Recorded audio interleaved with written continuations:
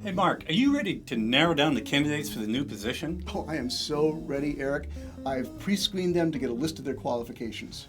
Excellent, that should help us find the right candidate quickly. So first, we need someone who's able to code in Python. Okay, everyone who can code Python, come on in. Oh my. All right, I guess we're going to need to narrow this down a bit. Okay, stay only if you're fluent in Lithuanian. Oh boy. Okay, so only stay if you have experience marketing shoelaces for a loafer company. Well, I guess these are all really highly qualified candidates. It's gonna be a long day. Hey, faceted navigation can help your users find what they need, but it can also quickly multiply and create duplicate content problems that can hurt your SEO. Here's why.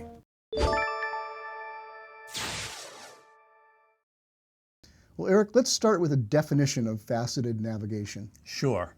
A typical e-commerce site has thousands or even millions of products. Faceted navigation allows users to filter by various categories. So, for example, if you're selling running shoes, you could let users filter their searches by things like size, colors, price range, cushioning, etc. Usually you can combine these filters to narrow down your search even further, for example, showing only size 9 shoes that are red. Well, it sounds very useful for users, so how can it cause SEO problems? Well, in too many implementations of faceted navigation, each possible combination of the filters creates what search engines view as a unique page. Here's an example from the Zappos men's running shoes category. The numbers in the middle represent the number of pages for each category. So, 13 possible sizes, 8 widths, and so on. If you multiply all these possibilities together, it results in more than 900,000 pages. Wow.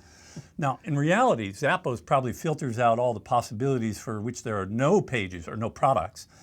And maybe there are no red shoes in size 8, for example, that have extra cushioning. But even after such filtering, they're still left with a huge number of possible pages. So from an SEO perspective, the problem is that a lot of those pages probably show only a few products, and maybe even only 1 or 2, which makes your site look like it has lots of thin content, and that could cause your site to rank lower on Google. Well, can you provide some guidelines on how to avoid that problem? Sure. Well, first of all, you should start with 2 basic rules. First, don't index faceted navigation pages with less than X products on them, where X is some number greater than 1 and probably greater than 2. And second, don't index faceted navigation pages with less than Y search volume, where Y is a number you arrive at after some level of testing. Okay, but what numbers should you use for X and Y in those rules? Well, I can't give you a one-size-fits-all set of numbers for that. I think the best method to determine your ideal numbers is through testing. So start by blocking indexing on pages below some number of products in search volume, then gradually over time decrease or increase those numbers as appropriate, and watch your search metrics. With that method, you can stop before you reach a level where you start drastically hurting your site's traffic. Well, thanks, Eric. And to learn more about implementing faceted navigation correctly, see Eric's column for Search Engine Land. We'll link it on the blog page for this post, which you'll find linked in the description below. And we'd love for you to become part of the growing family of digital marketing professionals who learn from our Here's Why videos every week. Just click the subscribe button and we'll keep sharing our knowledge with you. Phew, we were finally able to narrow this down to the one best candidate for the job. Congratulations. Thanks. So Mark is going to get with you on the paperwork for the job. There's one problem. I don't know how to read or write, so I'll just see myself out. Yeah.